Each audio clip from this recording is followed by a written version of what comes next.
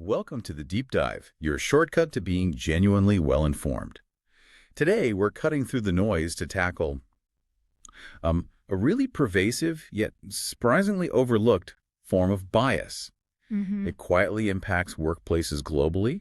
It's something that can subtly limit opportunities, diminish incredible talent, and ultimately, well, hold businesses back. Yeah, that's right. We're embarking on a deep dive into age bias in the workplace and, maybe more importantly, exploring the immense, often untapped strength of truly multi-generational teams. That's exactly right. Our mission for this deep dive really is to unpack key insights from a truly illuminating source guide.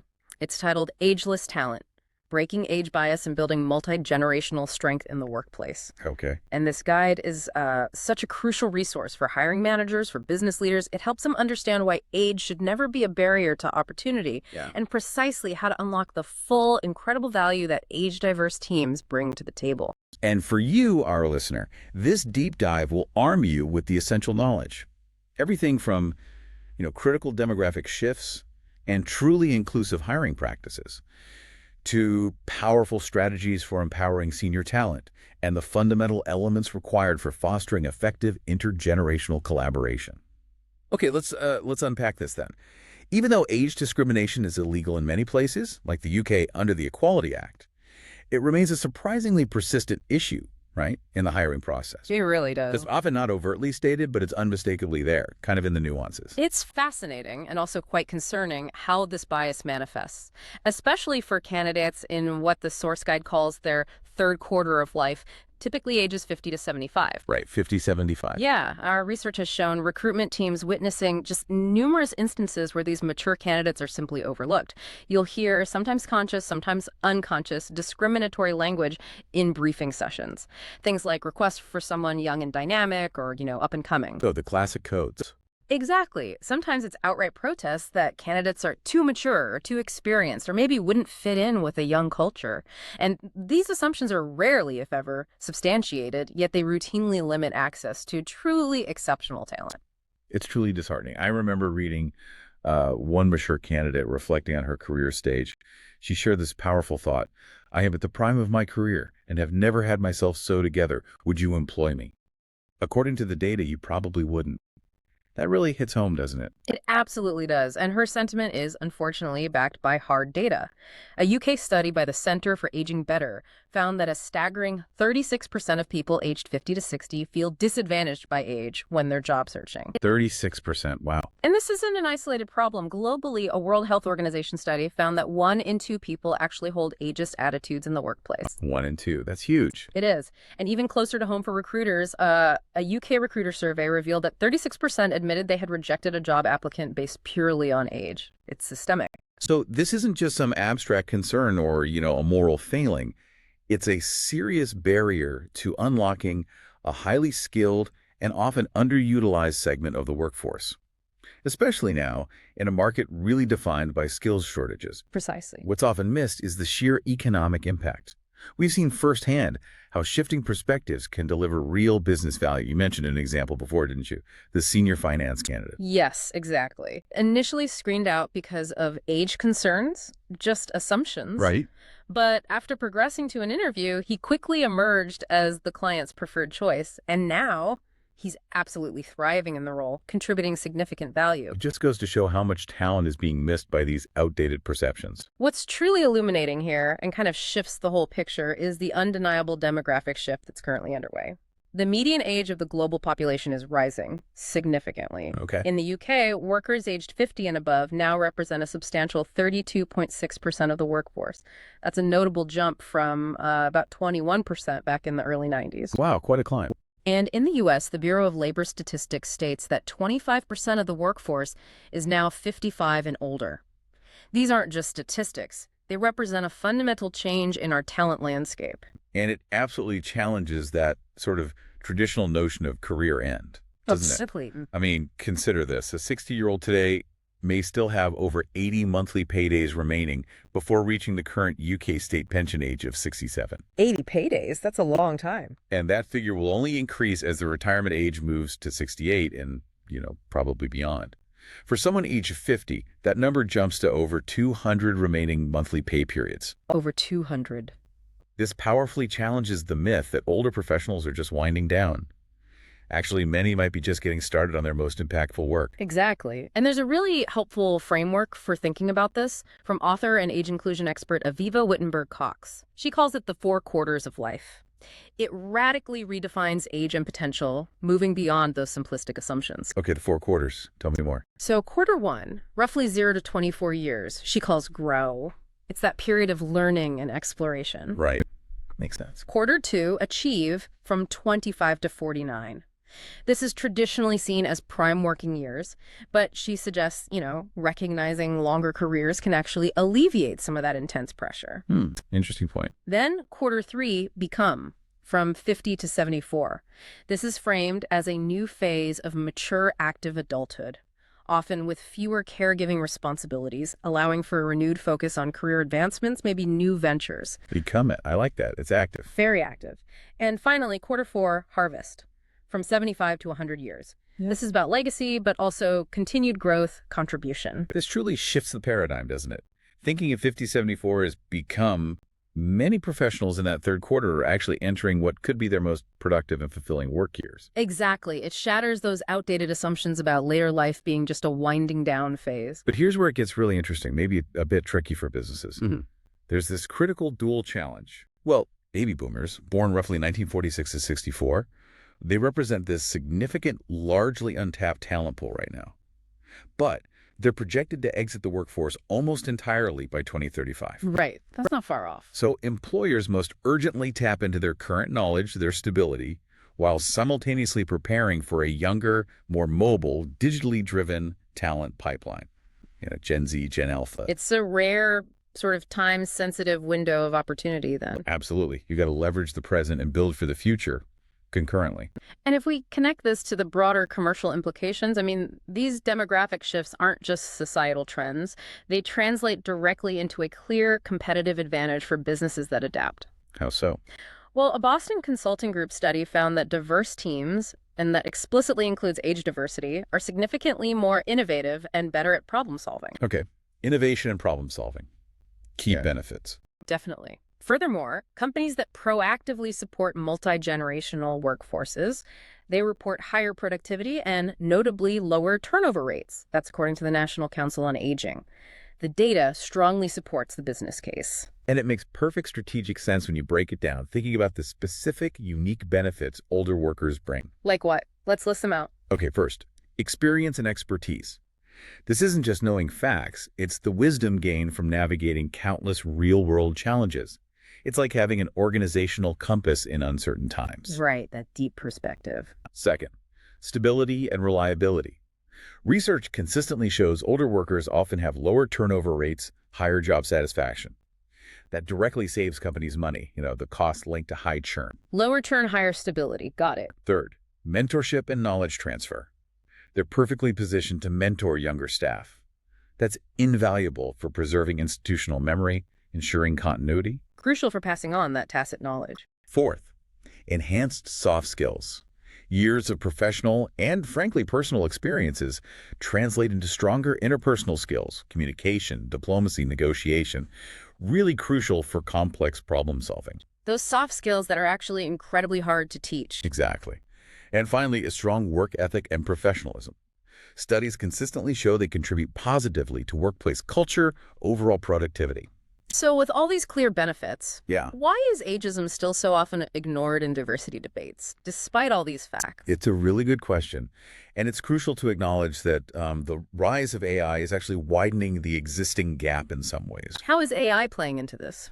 Well, younger candidates tend to be mobile first, AI native. They're comfortable using tools like ChatGPT, asking large language models, LLMs, detailed questions about salary, culture, development opportunities.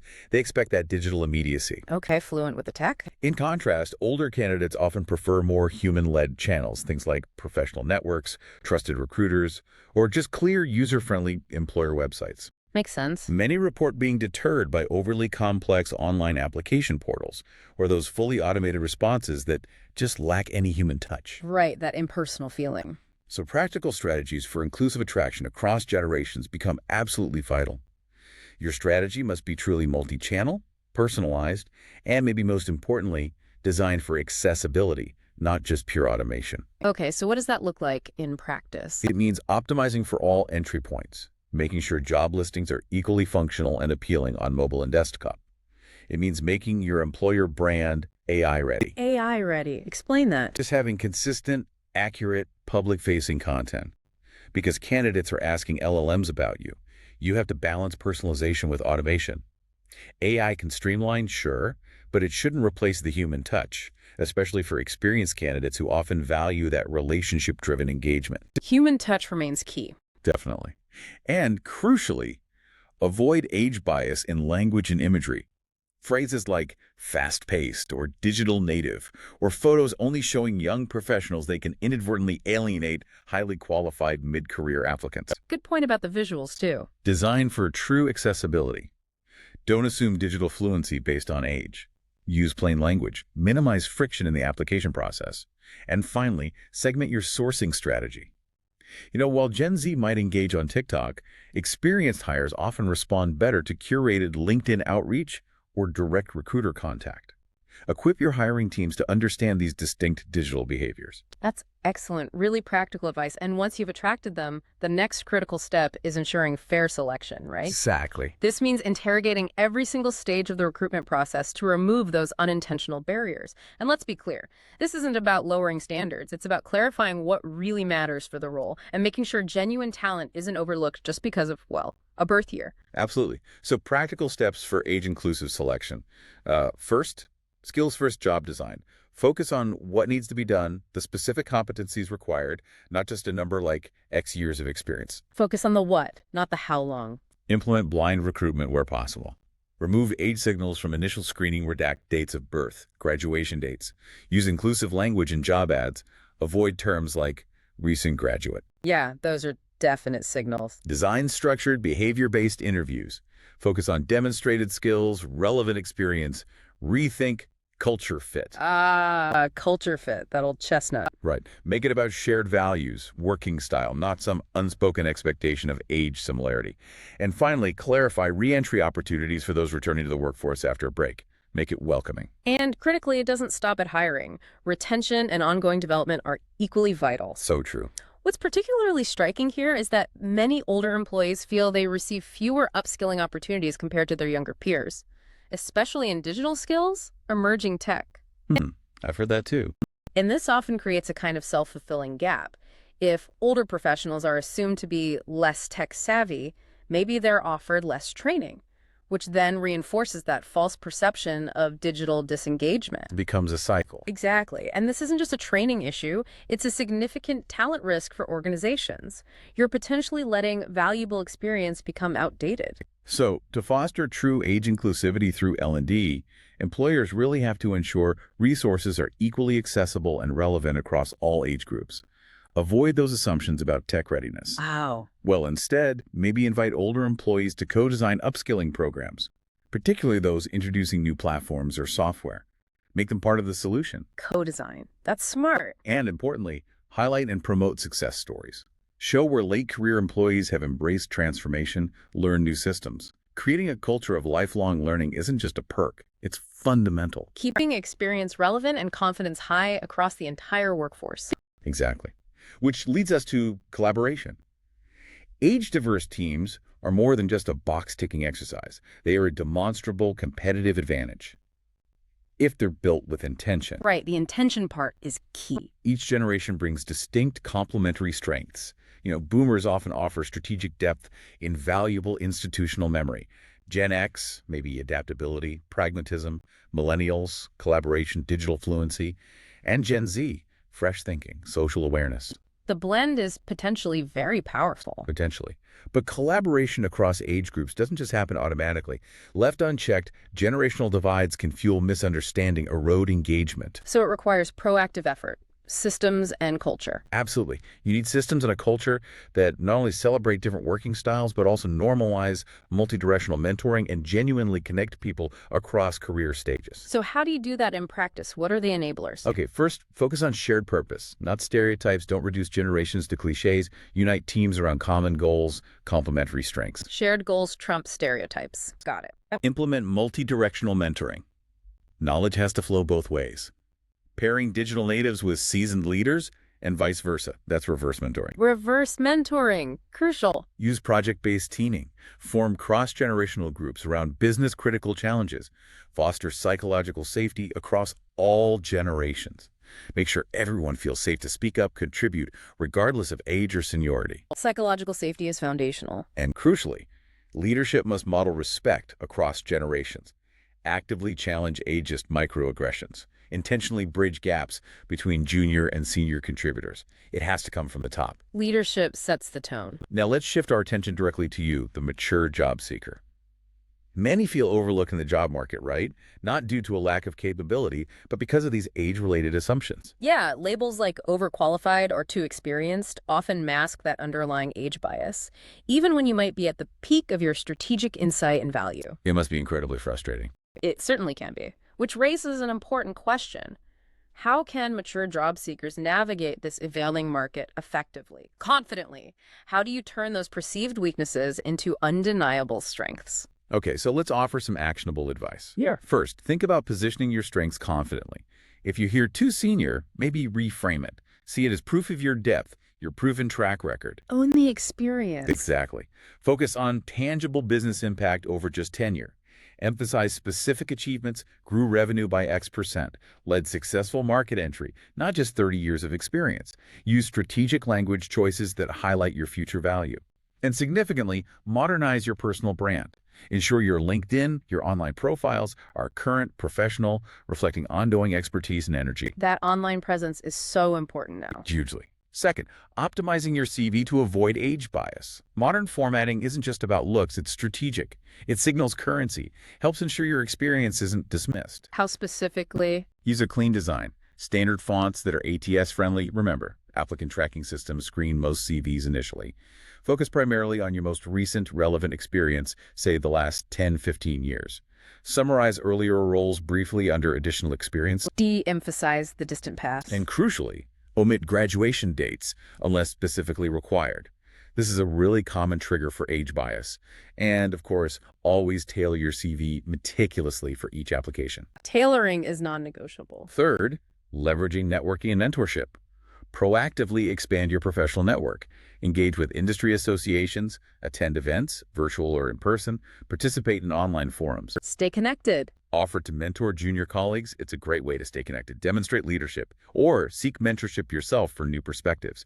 Use platforms like LinkedIn, not just for job hunting, but to increase visibility, engage in discussions. Networking is key at any career stage, maybe even more so later on. Fourth, exploring flexible work options. Don't just think full-time permanent. Consider interim and contract roles. These often highly value experience and offer flexibility. Interim can be a great fit. Look into consulting opportunities. Leverage your specialized expertise on a project basis. And don't overlook part-time or flexible roles that can offer better work-life balance while still using your skills and contributing financially. More options than people sometimes realize. Fifth, embracing a second career. This can be a truly liberating time. Pursue passion projects, pivot into entirely new fields. Consider reskilling for growing industries tech, healthcare, where your transferable skills and judgment are incredibly valuable. It's never too late to pivot. And remember, volunteer work. Excellent way to gain new experience, expand your network, show current engagement. Good point, finally. Finally, embrace evolving tools and technology. Your ability to combine extensive experience with digital confidence can truly set you apart. Proactively engage with new platforms, new systems. Show adaptability. Don't view technology as a barrier. Reframe it as a differentiator. Yeah. Showcasing your adaptability, your lifelong learning mindset. That's powerful. Experience plus digital savvy. That's a winning combo. So what does this all mean for you listening? Your experience isn't just valuable, it's vital. Mature professionals bring strategic insight, emotional intelligence, stability, things businesses simply can't afford to overlook. Absolutely. By updating your personal brand, embracing continuous learning, proactively exploring flexible pathways, you can truly shape a next chapter driven by purpose and profound impact. And if you're a hiring leader listening to this is your moment. The talent is out there, experienced, capable, ready to contribute. But attracting, engaging, and truly enabling that talent, it requires intentionality. It requires inclusion. Creating an age-inclusive workforce isn't just about compliance. It's not just ticking a box. No. It is a profound strategic advantage. It fundamentally builds a more productive, more innovative, and, frankly, a more harmonious workplace for everyone. Well said. To leave you with a final thought, as Aviva Wittenberg-Cox, who we mentioned earlier, so wisely noted, it's time to see age as an asset and not a barrier. An asset, not a barrier. So think about your own context. Whether you're a job seeker ready to contribute your incredible experience or a hiring leader shaping the future of your organization, what specific tangible gains can your professional life or your organization realize by truly embracing and championing the value that all ages bring? Something to mull over.